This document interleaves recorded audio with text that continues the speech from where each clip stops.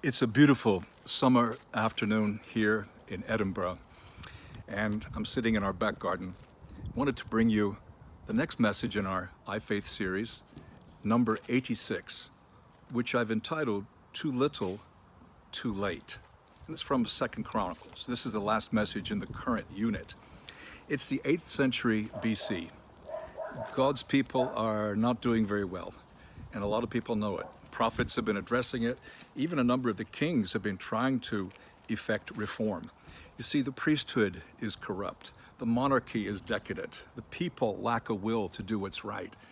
In the books of Chronicles, we read about at least 9 different kings who try to initiate reform movements. The most extensive are by Hezekiah, and we'll look at him in just a moment, and Josiah. And yet, sadly, it always seems a case of too little, too late. They don't go deep enough.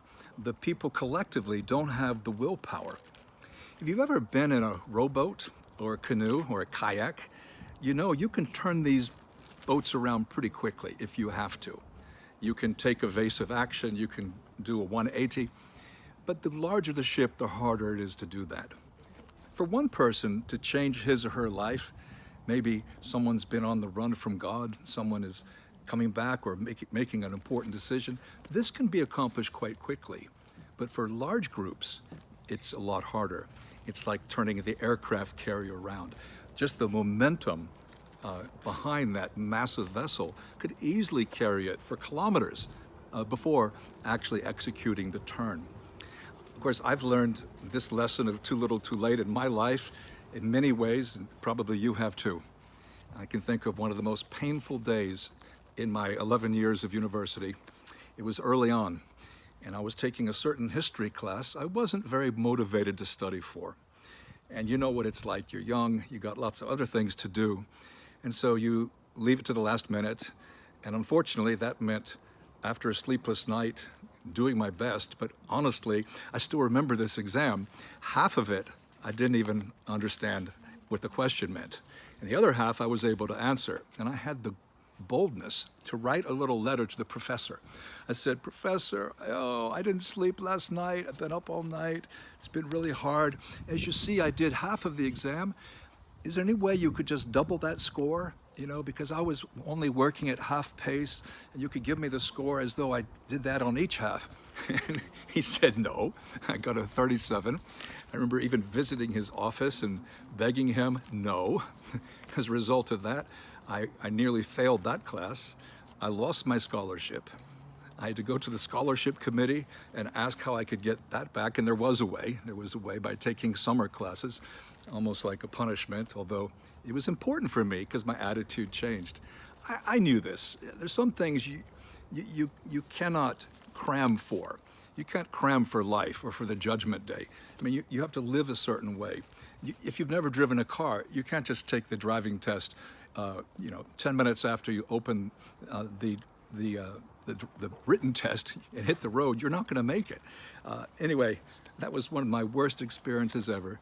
Too little, too late. And honestly, even if I had been preparing a week or two ahead of time, I'm not sure I would have done very well because I had not been paying attention for that whole term. Do you relate to that? You ever done that? Even when people mean well, that doesn't mean that what they attempt will be accomplished. Let's look at our 2 characters. We have Hezekiah. This is in 2nd Chronicles 29. And it says that he was a good king. He was like his forefather David. In fact, in the first month of the first year of his reign, he opened the doors of the temple of the Lord. And what goes on there, what is happening? The temple doors have been closed. People weren't even bothering to go to church. They weren't even bothering to worship Yahweh. They were very motivated to worship the fertility gods and goddesses, the weather gods like Baal and Asherah and so forth. But, the easy ones, the ones that, promised a good life. You don't really have to be living a holy life. Just go through the motions and you're okay. So the temple of the Lord, the doors have been closed. So they have to firstly open it and then clean it out and then clear it out of all the idolatry and get the people in the right mode. And so that's the first thing Hezekiah does. They just, it's like, okay, we're going back to church. And then there's Passover. And chapter 30 of 2 Chronicles is dominated by that. Hezekiah apparently leads an amazingly exciting Passover celebration. This is one of the 3 times of the year when all the people come together. And he invites people not only from the south, but also from the north, from all parts of the country. And let me just read 3 verses from this chapter. They celebrated the feast for 7 days. There was musical accompaniment. Hezekiah spoke encouragingly. For 7 days, they ate their fellowship offerings. And then the whole assembly agreed to celebrate the festival 7 more days. So for another 7 days, they celebrated joyfully. Can you imagine? I mean, they've come in, it's like a conference for 7 or 8 days, and everyone agrees, let's do 7 more days. Okay, can you even imagine you're at church and the congregation says, let's extend the service by 7 hours? You think people would stay? How about 7 minutes? But they're so happy. We read a few verses later, there was great joy in Jerusalem, for since the days of Solomon, son of David, king of Israel, and this is more than 200 years earlier, there'd been nothing like this in Jerusalem. So this is really amazing stuff. All right, let's go to our second reformer. Now we're going to fast forward about 80 years or so, and this is Josiah. And Josiah is the king, sadly, just 35 years before it's all over, before the complete destruction of Jerusalem, not just the temple, but the nation. It's all over. So I'm going to read just a few verses here. In his 8th year, when he was still young, he began to seek the God of his father David. Again, this is his forefather David, because in Judah, every king is a son or grandson, etc. of David. In the 8th year of Josiah's reign, that means he was 15, because he became king at age 8. Wow. And they start clearing things out. In the 12th year, they're getting rid of idols and images. We read in his 18th year, he sends certain people to repair the temple, because the kings after Hezekiah were unmotivated to sustain the reform, just like the kings after Josiah. But they go, and during the process of repairing the temple, they make this discovery, this amazing discovery, the long-lost book of the law, almost certainly the book of Deuteronomy. And let me just read about Hezekiah's reaction, because any kind of reform in our lives or in our churches, in our world, it's got to at least have these elements. Look at Hezekiah. When the king heard the words of the law, he tore his robes, and he gave orders to various people to inquire of the Lord about the remnant in Israel and Judah and what's written in this book that's been found. Great is the Lord's anger that is poured out on us, because our fathers have not kept the word of the Lord. They've not acted in accordance with all that's written in the book. So Josiah's reaction, Josiah is even more radical. He tears his clothing. He assumes this could be, he prepares for the worst case scenario, but he says we need to inquire of the Lord. And so he sends people to a prophet or a prophetess. Her name is Huldah. She's a great woman. I did a character study of her last year. But he knows where to get the word. So he goes to her. They send word to her. And she says, disaster's on the way. There's no way to avert that. It will be delayed, because Josiah's a good guy. It'll be delayed a little bit. But they reaffirm the covenant.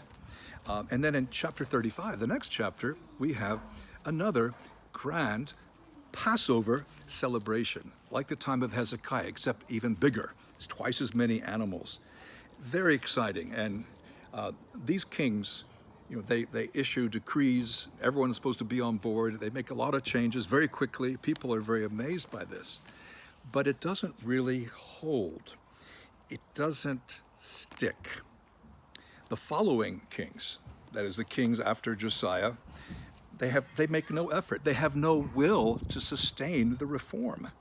And as I mentioned, it's only 35 years before the Babylonians will destroy the temple. It really was a case of too little, too late. It's not that Josiah was a bad guy. Overall, very good, like Hezekiah. But what they tried to accomplish They needed to start way earlier, and it would have needed to be a conviction, not just of the king and a few of his friends, but it would need to go much deeper. Well, the truth is, Judaism survived. Even though eventually they were deported and most of the Jews lived outside without the temple and the sacrifices, yet Judaism survived.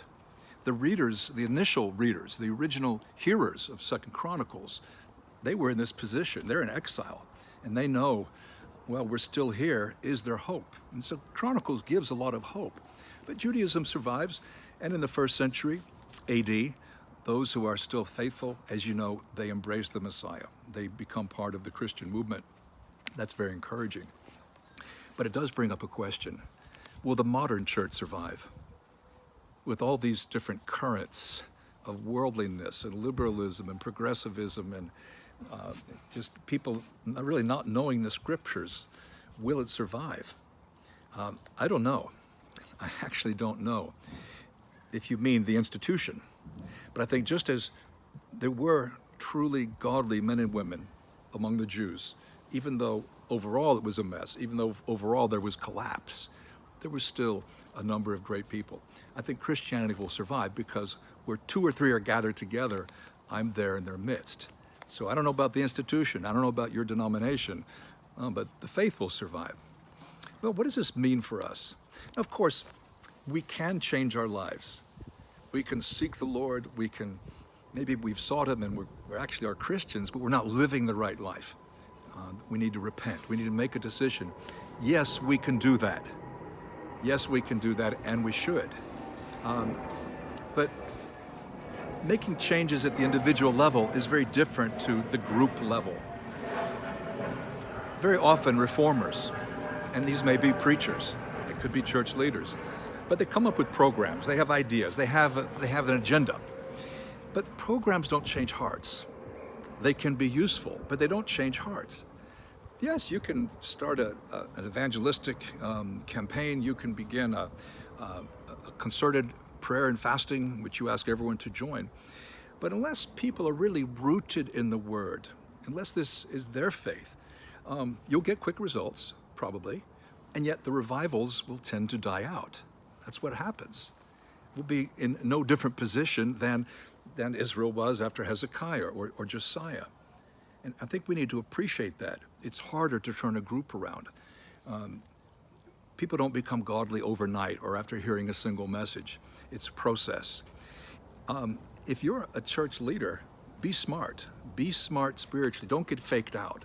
Don't think, well, if we write a good curriculum and have a good plan, then everything's okay. No, that doesn't mean everything's okay. It's much more complicated than that. Well, after these kings, where it was too little too late, after the Babylonians come, the Persians take over. And the situation changes. The next books that we would look at would be Ezra and Nehemiah. But we're going to end today's message here because we're at the end of our unit. Our next unit will look at the prophets of the 8th century BC. These are people who were, say, contemporary with Hezekiah. We'll look at Hosea and Amos and Micah and especially Isaiah. And then in the final 2 units of iFaith, we'll look at the historical books near the end of the Old Testament and then the final prophets as well. But that's the end of this unit. Too little, too late. Let's take this to heart, whether we're attempting to move a group or a cluster of groups or just move our family or just ourselves. But there's no shortcut. The Lord is responsive, but we need to have the intelligence and the respect to begin preparations early. Don't leave it to the last minute. Don't be caught out. Don't let it be a case of too little, too late. God bless you. Hope you've enjoyed this, and bye-bye for now.